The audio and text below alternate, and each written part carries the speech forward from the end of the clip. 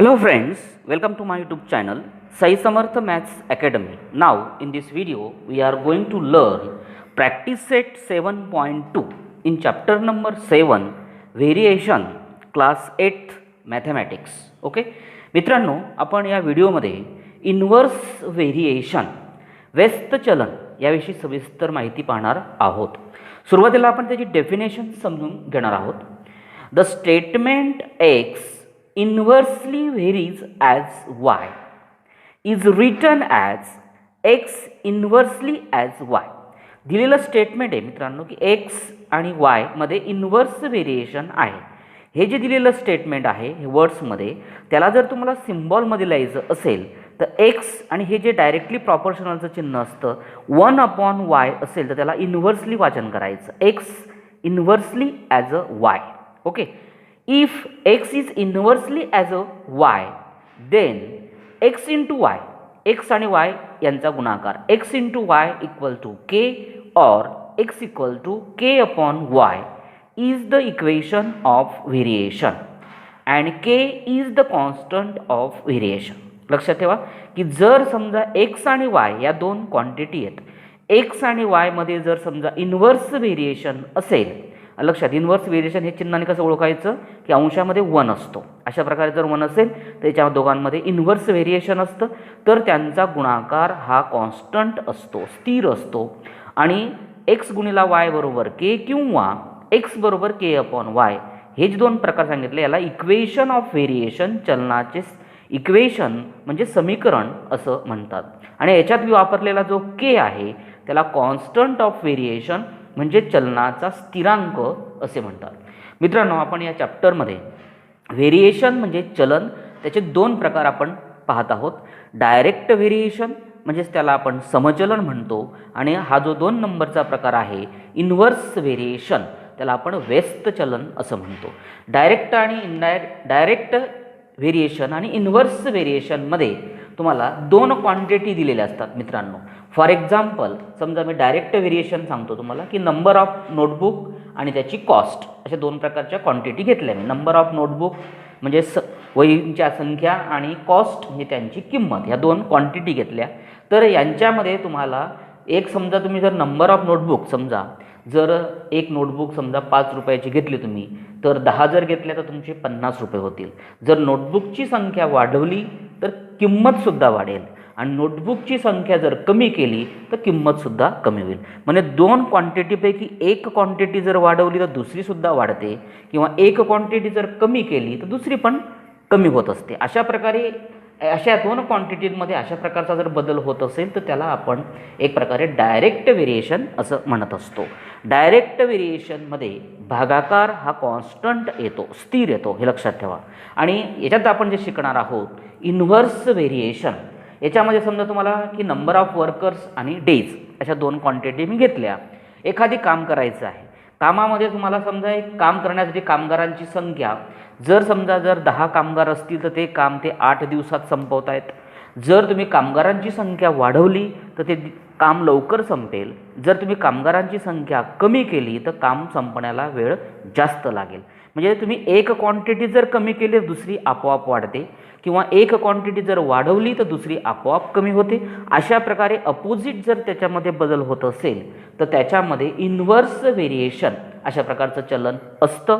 त्याच्यामध्ये 2 क्वांटिटींमध्ये एक्स आणि वाय अशा प्रकारच्या 2 क्वांटिटी घेतल्या होत्या आपण, तर याच्यामध्ये त्यांचा गुणाकार हा कॉन्स्टंट असतो, स्थिर असतो. अशा प्रकारे difference between the direct and inverse variation हे आपण समजून घ्यायला पाहिजे. आता याच्यात तुम्हाला याच्यावर इन्व्हर्स व्हेरिएशनवर आधारित असलेला प्रॅक्टिस सेट 7.2 आपण पाहणार आहोत. प्रॅक्टिस सेट 7.2 मध्ये नंबर 1चा क्वेश्चन पहा.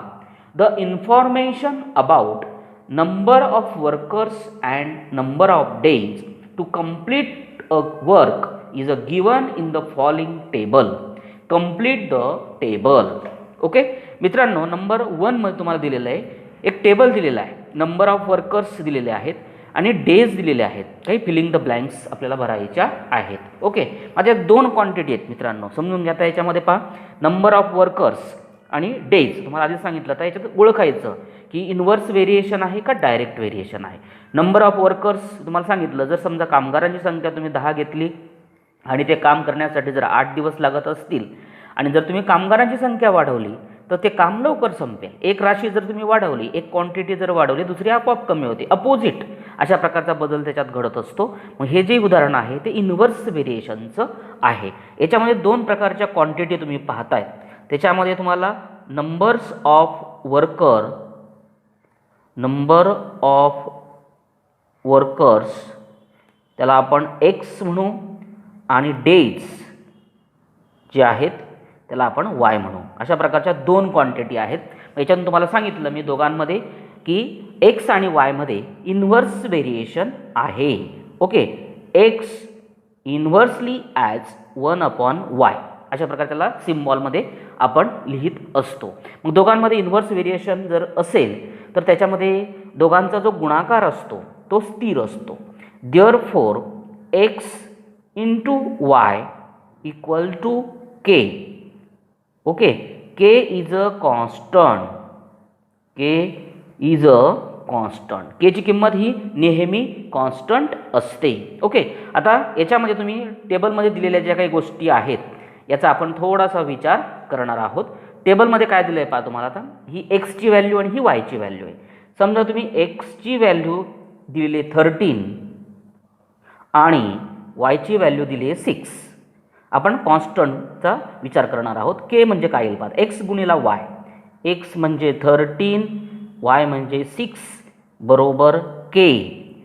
Okay, therefore K equal to यांचा गुणाकार करा. 6 3 जा 18 आणि 0 ठेवला. केची व्हॅल्यू या कंडिशनला 180 आली. परत दुसरी कंडिशनमध्ये एक्स इक्वल टू 20 दिलेला आहे आणि वाय इक्वल टू 9 दिलेला आहे. ओके, 20 आणि 9 दिलेला आहे. मग पुटिंग द व्हॅल्यूज याच्यात परत एक्स म्हणजे 20 इंटू वाय, वाय म्हणजे 9 equal to K. Therefore K equal to याचा मल्टिप्लिकेशन 20 इंटू 9 मीन्स 180. 9 2 जा 18 आणि 0 ठेवलेला आहे. अशा प्रकारे त्याच्यात तुम्हाला केची व्हॅल्यू दोघं वेळेस जर तुम्ही काढली तर ती तुम्हाला 180 आलेली आहे. मग अशा प्रकारे तुम्ही केची किंमत दिलेल्या इक्वेशनमध्ये टाकू शकता. या इक्वेशनमध्ये इक्वेशन ऑफ व्हेरिएशन त्याला काय म्हणतात, इक्वेशन ऑफ व्हेरिएशन म्हणजेच काय, इथे X into Y equal to K. X into Y, केची किंमत आली आहे तुमची 180. ओके, अशा प्रकारचं इक्वेशन ऑफ व्हेरिएशन आपलं तयार झालं. आता आपण एकेकाचा विचार करू. पहिली तुम्हाला फिलिंग द ब्लँक्स दिलेले त्याप्रमाणे आता इथे डेज दिलेला 12 म्हणजे वायची किंमत दिलेली आहे. नंबर 1 साठी पहा आता, व्हेन वाय इक्वल टू 12 दिलेला आहे. याच्यात किंमत टाकत चला. आता एक्स इंटू वाय, वाय म्हणजे 12 equal to 180. Therefore X equal to हा 12 इकडे डिवाइड करायचा. 180 डिवाइड बाय 12. ओके, इथे पहा आता 12 1 जा 12, 12 1 जा 12, 6 उरले त्याच्यावरती 0 ठेवला, 60 झाले आणि 12 25 60, 12 5 जा 16 म्हणजे याचं ॲन्सर आलं तुमचं 15. ओके, एक्सची किंमत पाहता ही आली तुमची 15 म्हणजे पहिली फिलिंग द ब्लँक्स तुमची या ठिकाणी आलेली आहे 15. ओके, त्यानंतर नंबर 2 मध्ये पाहता त्याच्यात दिलेल्या गोष्टींमध्ये नंबर 2 मध्ये तुम्हाला एक्सची व्हॅल्यू दिलेली आहे. वेन एक्स इक्वल टू 10 दिलेला असताना आपल्याला वाय काढायचा आहे. आपल्याकडे इक्वेशन ऑफ व्हेरिएशन लक्षात घ्या, X into Y equal to 180 दिलेला आहे. मग एक्सच्या ठिकाणी 10 into Y equal to 180. Okay, त्यानंतर हा 10 मल्टिप्लाय इकडे डिवाइड करायचं. Therefore Y equal to 180 divide by 10, 0 cut झाला, इकडे शिल्लक राहील 18 म्हणजे वायची व्हॅल्यू आली तुमची 18. अशा प्रकारे ही फिलिंग द ब्लँक्स पूर्ण झाली. त्यानंतर नंबर 3 मध्ये पहा, ह्याच्यात डेची किंमत दिली आहे, वाय दिलेला आहे 36 व्हेन y इक्वल टू 36 असताना x काढायचा आपल्याला. परत आपल्याकडे इक्वेशन आहे, आपल्याकडे x into Y equal to K. केची 180 दिलेली आहे, म्हणजेच पहा एक्स इक्वेशन ऑफ व्हेरिएशनमध्ये किंमत टाकायची. या ठिकाणी इक्वेशन ऑफ व्हेरिएशनमध्ये एक्स इंटू वाय, वाय म्हणजेच काय दिलं आहे 36 इक्वल टू 180. हा मल्टिप्लाय इकडे डिवाइड करायचा. Therefore X equal to 180 divide by 36. 18 1 जा 18 आणि 0 ठेवला. 18 2 जा 18 दुनी 36, 2 1 जा 2 5 जा, म्हणजेच एक्सची किंमत आली 5. म्हणजे इथे तुमची फिलिंग द ब्लँक्स जे आहे एक्स इक्वल टू 5. ओके, अशा प्रकारे आपल्याला पहिला प्रश्न हा कंप्लीट द टेबल करायचा होता. सुरुवातीला केची किंमत काढायची, त्यानंतर इक्वेशन ऑफ व्हेरिएशन लिहायचं या प्रकारे, आणि नंतर इक्वेशन ऑफ व्हेरिएशनचा यूज करून बाकीच्या उरलेल्या किमती तुम्हाला जितक्या दिल्या असतील तेवढ्या तुम्ही काढू शकतात. ओके मित्रांनो, नंबर 2चा जो क्वेश्चन आहे तो पहा. Find the constant of variation and write the equation of variation for every example given below. Okay, खालील काही तुम्हाला एक्झाम्पल दिलेले आहेत, त्याच्यामध्ये कॉन्स्टंट ऑफ व्हेरिएशन म्हणजे केची किंमत आणि इक्वेशन ऑफ व्हेरिएशन म्हणजे फक्त चलनाचं समीकरण, या दोन गोष्टी आपल्याला काढायच्या आहेत. त्याच्यातील नंबर 1 पहा. ही P is inversely proportional to Q. लक्षात, किंवा P inversely varies as Q if P equal to 15 then Q equal to 4. अशा प्रकारे दिलेलं आहे. आता याच्यामध्ये तुम्हाला दिलेल्या गोष्टीमध्ये पहा, P inversely varies as Q हे सिम्बॉलमध्ये दिलेल्या गोष्टी आहेत. मग अशा प्रकारे असं असेल तर त्यांचा गुणाकार स्थिर असतो. दोन याच्यामध्ये जर समजा एक प्रकारे जर इन्व्हर्स व्हेरिएशन असेल तर त्यांचा गुणाकार जो असतो तो कॉन्स्टंट असतो, K. Where K is a constant, त्याला केला काय म्हणतात, चलनाचा स्थिरांक.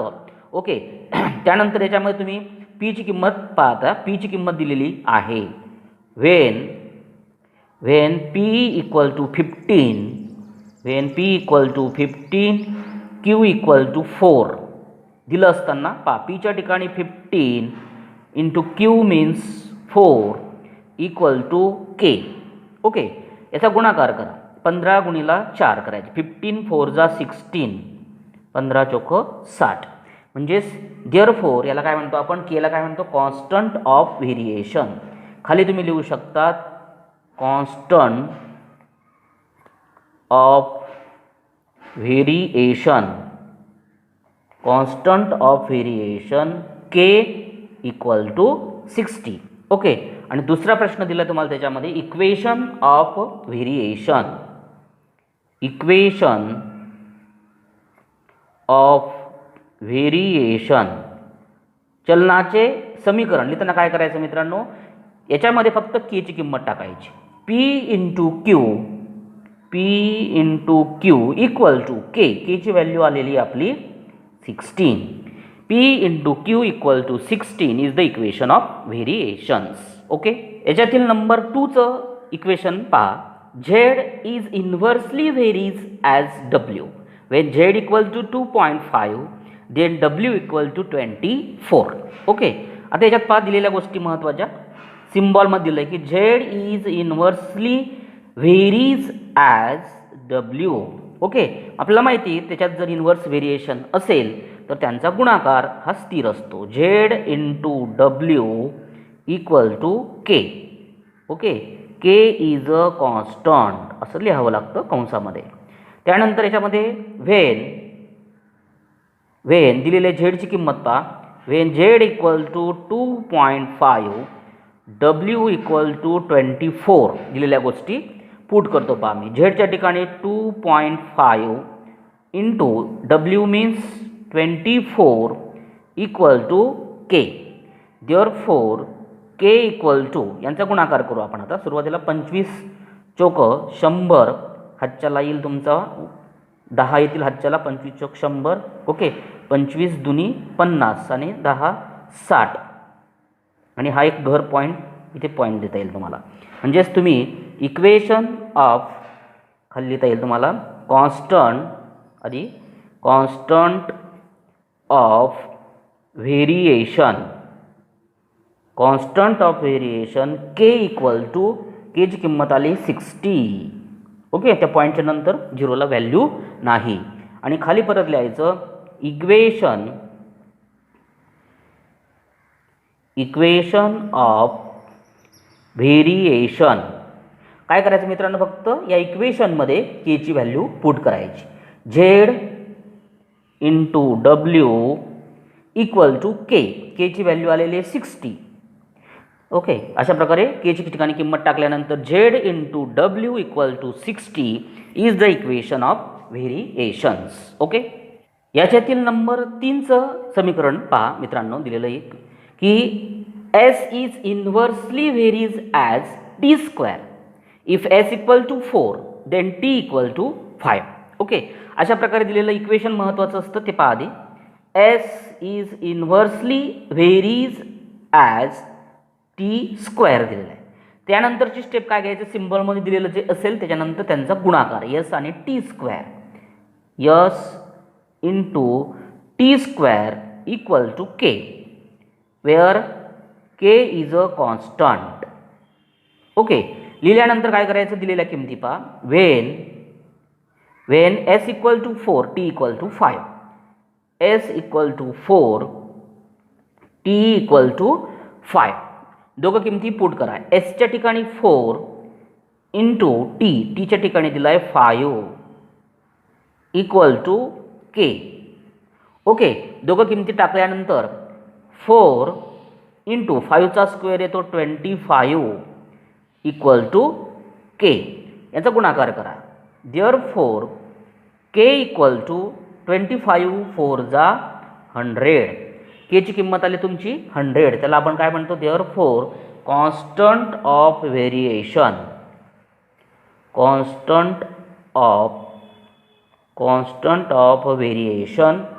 के इक्वल टू 100. ओके, त्यानंतर equation of variation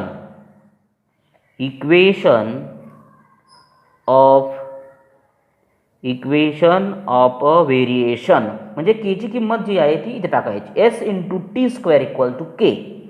therefore S into T square equal to K म्हणजेच काय 100. That is S into T square equal to 100 is the equation of variations. Okay, त्यानंतर नंबर 4चं इक्वेशन दिलेलं आहे मित्रांनो, ते पहा. नंबर 4 मध्ये दिलेलं आहे तुम्हाला x is inversely varies as square root of y. If x equal to 15 then y equal to 9. Okay, दिलेली गोष्ट पाहता सुरुवातीला x is inversely varies as square root of y. Okay, त्यानंतर आपली पुढची स्टेप लक्षात ठेवा. दिलेलं सिम्बॉलमध्ये लिहिल्यानंतर त्यांचा दोघांचा गुणाकार x into square root of y equal to K where K is a constant. Okay, त्यानंतर काय करायचं, याच्यामध्ये व्हॅल्यू पुट करायच्या. दिलेलं काय, x equal to 15 y equal to 9. x equal to 15 y equal to 9. एक्सच्या ठिकाणी पहा 15 इंटू वायच्या ठिकाणी टाकायचे 9 equal to K. Therefore 15 into 9चं स्क्वेअर रूट येतं 3 इक्वल टू के. देअरफोर 15 3 जा 45. ओके, म्हणजे याचा अर्थ तुम्ही म्हणू शकता therefore constant of variation that is a k equal to 45 and second equation of variation. म्हणजेच काय, इथे पहा x into root of y equal to K. केच्या ठिकाणी पहा फक्त x into root of y equal to K म्हणजेच काय 45. याचा अर्थ x into root of y equal to 45 is the equation of variations. Okay मित्रांनो, याची प्रॅक्टिस सेट 7.2 मधील पहिला आणि दुसरा प्रश्न आपला पूर्ण झालेला आहे. नंबर 3 पासून पुढे असलेले जे क्वेश्चन आहेत हे मी पुढच्या व्हिडिओमध्ये घेणार आहे. त्याची लिंक तुम्हाला या व्हिडिओच्या डिस्क्रिप्शन बॉक्समध्ये पाहावयास मिळेल. मित्रांनो, व्हिडिओ आवडल्यास लाईक करा, शेअर करा आणि चॅनलला सबस्क्राईब करायला विसरू नका. थँक्यू मित्र.